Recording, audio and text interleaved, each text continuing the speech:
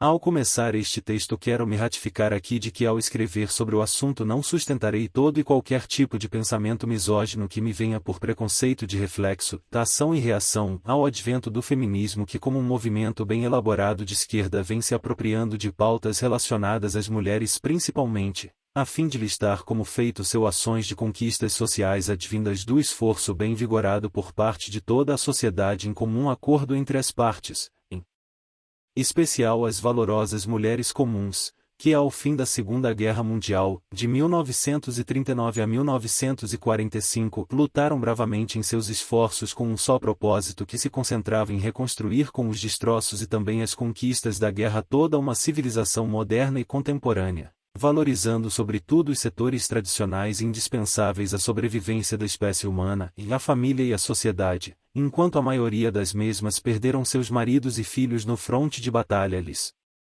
proporcionando a liberdade de viverem livres da tirania de uns poucos oligarcas denominados ditadores, detentores do Estado Maior a fim de conquistas embasadas no poder único de dominação global e elitista a serviço de uma perspectiva concentrada em uma nova ordem global, tais em ocasião como Adolf Hitler, de 1889 a 1945, na Alemanha, Joseph Stalin, de 1922 a 1953, na União Soviética e Benito Mussolini, de 1883 a 1945, na Itália. Não desconsiderando que, nesse mesmo período mulheres eram convocadas, especialmente solteiras, juntamente a desempenhar funções até então com o advento da maior divisão de trabalhos ocupações em cargos e tarefas consideradas masculinas, não quero aqui citar exemplos. Quero também fomentar que propósitos isolados e ativismos partidários subsequentes de visões de esquerda ou progressista não cooperam com a hegemonia do bem-estar de toda a sociedade em sua maioria, mesmo dos interesses livres e espontâneos das pequenas minorias que almejam a reintegração de suas vidas à liberdade social de existir. Um dos grandes mitos que rondam a civilização moderna atual é justamente algo ligado ao sistema patriarcal, o falso mito religioso de que o homem, líder da família monogâmica heterossexual, ou família mater, não somente é, como deve ser como absoluto único provedor do lar. A própria história da humanidade em curso nos prova que não é bem assim, mesmo que o homem seja por dever moral, e o deve, o encarregado em seu papel familiar de prover o sustento para a casa, tal como o da mulher o de cuidar e zelar ativamente de toda a sua casa e criar o seu filho como mãe cuidadosa lhe proporcionando com todo zelo uma melhor educação dentro do lar para que o seu filha cresça e se forme pelos prospectivos exemplos inclusivos de ambos os pais em seus devidos papéis parentais. Logo quando eclodiu a era das máquinas, por assim dizer, no final do século XVIII e início do século XIX, a indústria em seu progresso não hesitou em expandir os seus feitos aliados ao conceito econômico de livre mercado que o capitalismo lhe proporcionava oferecendo a todos o direito de se manterem autônomos ou não, elevando a perspectiva econômica ao nível pessoal tanto quanto no coletivo de um trabalho em grupo em que vários funcionários trabalham sob a tutela de um empregador ou patrão que o remunera segundo a sua função e desempenho no seu serviço. E com isso ele contava com o recrutamento voluntário para a manutenção da mão de obra tais como crianças e mulheres que, como pertencentes de uma casa patriarcal ou família mater colabora juntamente com o sustento e a manutenção do lar pertencente, tendo pois a opção de reter a sua renda pessoal ao consumo próprio ou agregar valor à renda familiar. Antes da Revolução Industrial, mulheres e crianças trabalhavam juntos de seus pais, no que se refere principalmente à produção têxtil que se dava dentro da indústria doméstica para a contribuição da renda mensal de todos em conjunto. Os benefícios e avanços sociais que se deram mediante a ascensão da indústria ou sistema fabril não somente afluíram pelos âmbitos econômicos mas também soaram firmes em mudanças da própria saúde da população que em decorrência de adventos sociais anteriores a este tempo, nas eras pré-capitalistas a qualidade de vida era significantemente inferior, como que logo ao surgimento da Revolução Industrial o aumento da população se deu em resposta ao alto índice de morte urbana à mortalidade infantil. Aos críticos caviar da Revolução Industrial e do sistema capitalista no geral, argumentos não faltam desfazendo toda a falácia. Um deles vem do professor T.S. Ashton. Há hoje nas planícies da Índia e da China, homens e mulheres, infestados por pragas e famintos, vivendo pouco melhor, aparentemente, do que o gado que trabalha com eles de dia e que compartilha o seu local de dormir à noite. Esse padrão asiático, e esses horrores não mecanizados, é o destino daqueles que aumentam seus números sem passar por uma nova revolução industrial. Na tradição judaico-cristã ocidental, o papel do homem como provedor nunca significou o impedimento da mulher, dona de casa, ou não, de se projetar de um modo ativo ou passivo a mesma ou igual função. Igualmente o homem, que mesmo sendo a mulher a zeladora do seu lar, não se constrange na privação de seu direito de também fazê-lo, ou seja, de cuidar da casa de maneira a não prover sozinho o sustento. Tentando percorrer pelas décadas vindouras posteriores as políticas iam se firmando em tentativa de regresso a, na minha opinião, as adequações socialistas que de propósito estariam se sustentando à base do coletivismo e da desordem social. É evidente que pela histeria coletiva fazendo uso de pequenas minorias na sociedade. Vários movimentos revolucionários surgiram em torno da questão que ressaltavam este princípio, um deles é o movimento feminista. Por vertentes e suposições variáveis não obstantes a sua origem mais conflitantes em termos históricos, o feminismo tem surgido ao longo das décadas subsistente ao declínio e ressurgimento de novas teses e roupagens em meios de sobreviver e de se sustentar sem sucumbir ao insucesso ou à inexistência por completo, se adaptando a novas modalidades e sustentações controversas, abstendo-se de fatos que comprovem o seu real propósito e a superioridade conflitante do sexo feminino mediante ao experimento.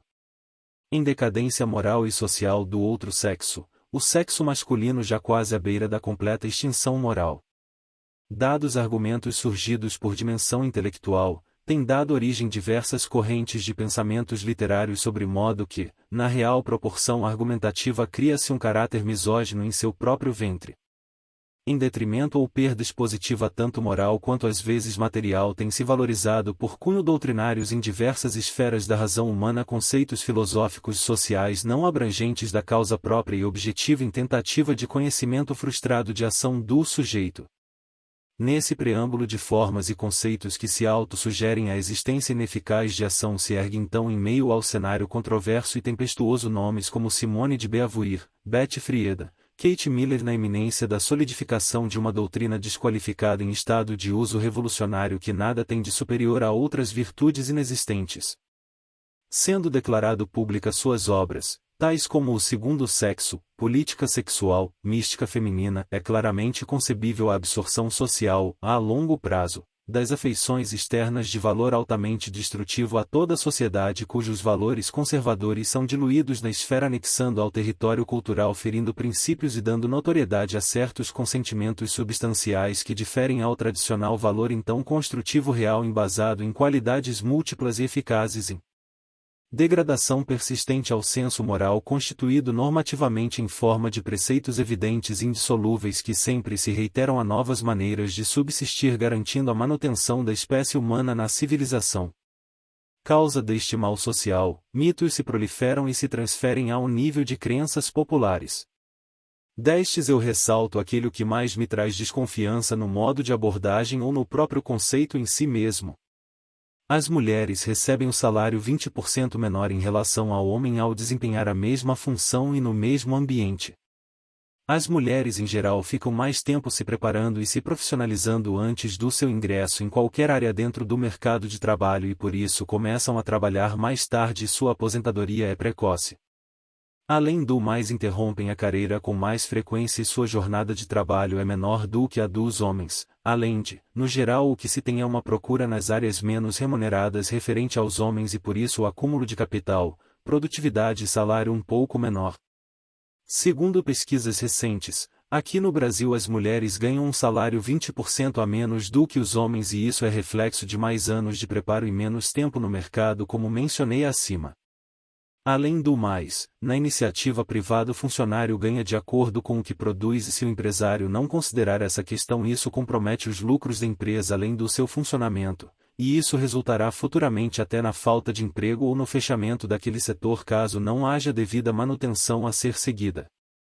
Outra coisa que eu gostaria de mencionar neste texto é a outra questão que envolve condições de trabalho, sim, Por que a hegemonia nós homens sermos mais propensos a desenvolver trabalhos mais perigosos ou que demanda mais risco ou esforço físico ou até algo mais estressante que exceda até mesmo o horário de expediente normal a ser seguido no tempo de serviço? Horários mais prolongados pagam mais e nós estamos mais dispostos a esticar o nosso tempo no trabalho e até dispostos a aceitar correr mais riscos em tarefas perigosas que não por acaso a remuneração é maior. Todos os fatores somados agregam valor à nossa renda mensal. No livro The Politics of American Feminist, Gender Conflict in Contemporary Society, o professor James T. Bennett do Departamento de Economia da George Mason University elabora mais de 21 motivos que justificariam esta questão. Os motivos, baseados em generalizações respaldadas por volumosas estatísticas, são, entre eles se encontram alguns já citados por mim acima. Homens têm mais interesse por tecnologia e ciências naturais do que as mulheres. Homens são mais propensos a aceitar trabalhos perigosos, e tais empregos pagam mais do que empregos mais confortáveis e seguros. Homens são mais dispostos a se expor a climas inclementes em seu trabalho, e são compensados por isso, diferenças compensatórias no linguajar econômico. Homens tendem a aceitar empregos mais estressantes que não sigam a típica rotina de 8 horas de trabalho em horários convencionais. Muitas mulheres preferem a satisfação pessoal no emprego, profissões voltadas para assistência a crianças e idosos, por exemplo, a salários mais altos. Homens, em geral, gostam de correr mais riscos que mulheres. Maiores riscos levam a recompensas mais altas. Horários de trabalho mais atípicos pagam mais, e homens são mais propensos que as mulheres a aceitar trabalhar em tais horários. Empregos perigosos, carvoaria, pagam mais e são dominados por homens. Homens tendem a atualizar suas qualificações de trabalho mais frequentemente do que mulheres. Homens são mais propensos a trabalhar em jornadas mais longas, o que aumenta a divergência salarial.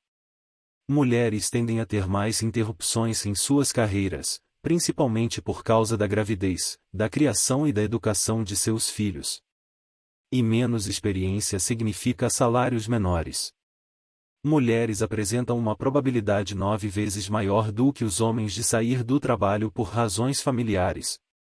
Menos tempo de serviço leva a menores salários. Homens trabalham mais semanas por ano do que mulheres. Homens apresentam a metade da taxa de absenteísmo das mulheres. Homens são mais dispostos a aturar longas viagens diárias para o local de trabalho. Homens são mais propensos a se transferir para locais indesejáveis em troca de empregos que pagam mais. Homens são mais propensos a aceitar empregos que exigem viagens constantes. No mundo corporativo, homens são mais propensos a escolher áreas de salários mais altos, como finanças e vendas, ao passo que as mulheres são mais predominantes em áreas que pagam menos, como recursos humanos e relações públicas. Quando homens e mulheres possuem o mesmo cargo, as responsabilidades masculinas tendem a ser maiores. Homens são mais propensos a trabalhar por comissão, mulheres são mais propensas a procurar empregos que deem mais estabilidade. O primeiro apresenta maiores potenciais de ganho. Mulheres atribuem maior valor à flexibilidade, a um ambiente de trabalho mais humano e a ter mais tempo para os filhos e para a família. Proclamado todas estas citações e argumentos, se as mulheres ganhassem menos do que os homens para desempenhar as mesmas funções dentro de um cargo em um serviço quer público, quer privado, logo as mulheres estariam em maior número e nós homens em desvantagem, posto que diante de dois candidatos com o mesmo potencial a contratação seria efetuada em cima daquele cuja mão de obra fosse a mais barata. A meritocracia é o carro-chefe da civilização moderna que movimenta a economia e garante a manutenção de uma sociedade livre e próspera. Seja homem ou mulher, o salário de um trabalhador sempre se dará levando em conta a sua produtividade e mão de obra. Isso é o que movimenta